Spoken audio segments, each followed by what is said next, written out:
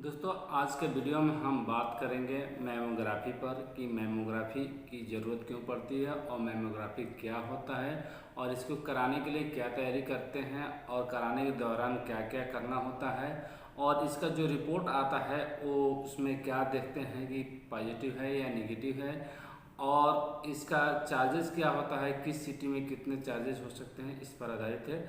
चलिए दोस्तों, वीडियो को स्टार्ट करते हैं। दोस्तों, मैमोग्राफी क्या होता है? तो मैमोग्राफी एक विशेष प्रकार का सॉफ्ट टिश्यू रेडियोग्राफी टेक्निक होता है जिसका प्रयोग ब्रेस्ट के लंप और कैंसर और स्क्रीनिंग के लिए किया जाता है। इसमें क्या होता है कि हाई रेजोल्यूशन होता है और हाई कंट्रास्ट की वजह से इसका जो डेंसिटी होता है वो क्लियर कट देखने को मिलता है।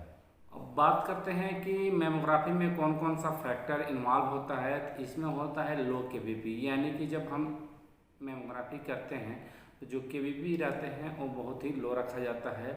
और दूसरा है मिनिमम फिल्टर ऑफ बीम, यानी कि जो बीम का जो है वो फिल्ट्रेशन अच्छा होता है। और तीसरा होता है स्मॉल फोकल स्पॉट, जो रेडिएशन का जो एरिया होता है वो पर्टिकुलर स्पॉट पर रखते हैं जिससे उसका एरिया जितना छोटा कर सकते हैं आप रखेंगे तो उसमें बेटर आपको रिजोल्यूशन और कंट्रास्ट मिलेगा। और चौथा है यूज सिंगल इमल्सन, इसमें जो फिल्म यूज किया जाता है रेडियोग्राफी में वो सिंगल लेयर फिल्म यूज किया जाता है, यानी कि उसमें जो इमल्सन का कोटिंग होता है वो सिंगल लेयर का होता है। दोस्तों, आप बात करते हैं मैमोग्राफी किसी को कराना चाहिए। तो यदि किसी के ब्रेस्ट में गांठ या मोटी त्वचा का फीलिंग हो रहा हो तो उसको मैमोग्राफी कराना चाहिए। ब्रेस्ट या हाथों के नीचे इस पोर्शन में यदि आपको दर्द या सूजन महसूस हो रहा हो तो उसको मैमोग्राफी कराना चाहिए। यदि निप्पल को अंदर की तरफ धंसा हुआ महसूस हो तो उसको मैमोग्राफी कराना चाहिए। या निप्पल से आपको पस का डिस्चार्ज हो या ब्रेस्ट के किसी भी एरिया से अगर पस का डिस्चार्ज हो रहा है तो उसको मैमोग्राफी कराने की ज़रूरत पड़ती है। जिनके परिवार में कैंसर की अगर हिस्ट्री है तो उसको 40 साल के बाद से नॉर्मल स्क्रीनिंग करानी चाहिए। यदि ब्रेस्ट का इम्प्लांट किया गया है तो उसको भी मैमोग्राफी कराने की ज़रूरत पड़ती है। यदि ब्रेस्ट के आकार में बहुत ज़्यादा बदलाव आ रहा है तो भी आपको मैमोग्राफी करा लेना चाहिए। अब बात करते हैं मैमोग्राफी कराने से पहले क्या करना चाहिए। तो मैमोग्राफी कराने जिस दिन भी आप जाएं उस दिन अपने बॉडी पर बॉडी स्प्रे न यूज करें, कोई डिओड्रेंट यूज ना करें, कोई परफ्यूम इत्यादि यूज ना करें और साथ ही अगर पाउडर वगैरह भी आप इस्तेमाल ना करें, क्योंकि ये सब चीज़ें जो होता है। और कोई लोशन भी इस्तेमाल नहीं करना है, क्योंकि ये सब चीज़ें ऐसा होता है कि आपका जो एक्सरे का जो इमेज होगा उसको प्रभावित करेगा। कई बार एक कैल्सिफिकेशन शो करने लगता है जिससे डॉक्टर को डायग्नोस करने में प्रॉब्लम होता है। यदि जब आप जा रहे हैं मैमोग्राफी कराने के लिए तो यदि गले में कोई चेन वगैरह पहने हैं तो उसको घर पर ही निकाल करके जाएं। और वहाँ पर आपको गाउन पहनने के लिए दिया जा सकता है जिसको आप पहन करके आपको मैमोग्राफी कराना होता है। मैमोग्राफी के दौरान क्या होता है? तो मैमोग्राफी के दौरान एक्सरे प्लेट, जिसको कैसेट बोलते हैं, वह ब्रेस्ट के एकदम चिपका के रखा जाता है और थोड़ा सा कंप्रेशन दिया जाता है ताकि वो एकदम क्लोज कांटेक्ट में रहे। और टेक्नीशियन क्या करते हैं कि आपको जो अफेक्टेड एरिया है उसको फील करने के लिए हो सकता है आपके ब्रेस्ट को टच करे तो आप उस टाइम असहज महसूस कर सकती हैं, लेकिन वो इसलिए करते हैं ताकि उस अफेक्टेड एरिया को कैसेट को एकदम क्लोज कांटेक्ट में रख सकें, जिससे कि इमेज की क्वालिटी को बढ़ाया जा सके।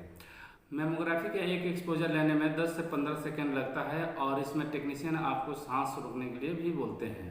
मैमोग्राफी कौन नहीं करा सकता है? तो मैमोग्राफी में रेडिएशन का उपयोग किया जाता है जिसकी वजह से आप बिना डॉक्टरी सलाह के मैमोग्राफी ना कराएं। लेकिन यदि इमरजेंसी में अगर प्रेगनेंसी में आपको मैमोग्राफी कराने की ज़रूरत पड़ती है तो उसको क्या करना चाहिए कि टेक्नीशियन आपको लेड डायफ्राम से आपको एब्डामिन को पूरी तरह से ढक देते हैं, उसके बाद से आपका ब्रेस्ट का मैमोग्राफी करते हैं। मैमोग्राफी इमेज से स्तन में जमा कैल्शियम या गांठ का पता लगाने में मदद मिलता है। इसमें ज़्यादातर कैल्शियम या गांठ जो होता है वो कैंसर का कारक नहीं होता है।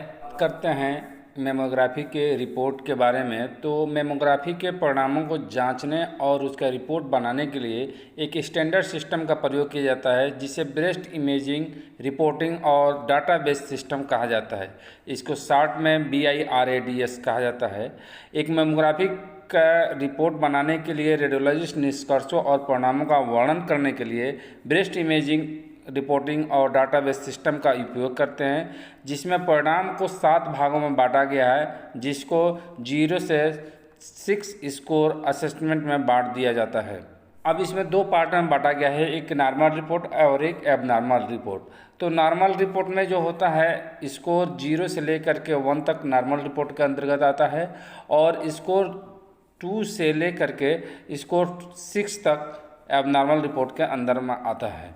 तो अगर बात करते हैं कि रिपोर्ट में यदि स्कोर 0 आता है तो इस श्रेणी में अधिक जानकारी के लिए मेमोग्राफी के अतिरिक्त डॉक्टर कुछ अन्य टेस्ट करवाने के लिए कहते हैं। मेमोग्राफी के रिपोर्ट में स्कोर 1 आता है तो इसका मतलब है कि इस स्कोर में मेमोग्राफी के रिजल्ट निगेटिव आते हैं, जिसका मतलब होता है कि स्तन में कोई परिवर्तन या असमानता नहीं है। लेकिन यदि लेडीज़ का उम्र 40 साल से ऊपर है तो इनको बोला जाता है कि आप साल में एक बार इस मेमोग्राफी करवा लें। यदि रिपोर्ट में स्कोर 2 आता है तो इसमें मेमोग्राफी के रिजल्ट में बेनिगन कैल्सिफिकेशन या फाइब्रोएडेनोमा आने का चांस रहता है, जो कैंसर होने का संकेत नहीं होता है। और इस स्कोर में 40 से ऊपर की उम्र की महिलाओं को वार्षिक स्क्रीनिंग के लिए करवाने के लिए कहा जाता है। ये रिपोर्ट में स्कोर 3 आता है तो इसका मतलब है कि मेमोग्राफी के रिजल्ट में 100 परिणाम आते हैं जो कैंसर होने की संभावना व्यक्त करते हैं। स्तन कैंसर की पुष्टि के लिए अगले 6 महीने में होने वाले परिवर्तन की जांच की जाती है और 6 महीने बाद दोबारा मेमोग्राफी टेस्ट कराया जाता है। यदि रिपोर्ट में स्कोर 4 आता है तो इस स्कोर में मेमोग्राफी के रिजल्ट में ऐसी असमानता आती है जो कैंसर का कारण बन जाती है, और इस स्कोर वाली महिलाओं को शायद बायोप्सी कराने की आवश्यकता होती है। यदि रिपोर्ट में स्कोर 5 आता है तो इस स्कोर में मेमोग्राफी के रिजल्ट में कुछ ऐसे परिणाम दिखते हैं जो हानिकारक होने के संकेत देते हैं और कैंसर भी हो सकते हैं। इस श्रेणी के महिलाओं के लिए डॉक्टर बायोप्सी टेस्ट कराते हैं। यदि स्कोर 6 आता है तो इस स्कोर में मेमोग्राफी के रिजल्ट में बायोप्सी द्वारा दिए गए रिजल्ट के स्तन कैंसर होने की पुष्टि की जाती है, और इस श्रेणी वाली महिलाओं को स्तन कैंसर का इलाज शुरू कर दिया जाता है। अब बात करते हैं कि मेमोग्राफी की चार्जेस क्या होती है। तो मेमोग्राफी की चार्जेस शहर टू शहर वेरी करता है और डायग्नोस्टिक टू डायग्नोस्टिक भी वेरी करता है, लेकिन इसका जो अप्रॉक्सीमेट चार्जेज होता है, आपको एक ब्रेस्ट का अगर कराने जाएंगे तो 800 से 1000 रुपये है। यदि आप दोनों ब्रेस्ट का कराने जाएंगे तो 1500 से 1800 रुपये तक है। दोस्तों, यदि इस वीडियो से मेरे आपको थोड़ी बहुत भी जानकारी मिली है तो इसको लाइक करके अपने दोस्तों के साथ शेयर कीजिएगा, और साथ ही यदि मेरे चैनल पर नए हैं तो इसको सब्सक्राइब करके बेल आइकन बटन को प्रेस कर दीजिएगा, ताकि जो भी नया वीडियो मैं अपलोड करूं उसका नोटिफिकेशन आपको पहले पहुंचे। दोस्तों, वीडियो देखने के लिए धन्यवाद।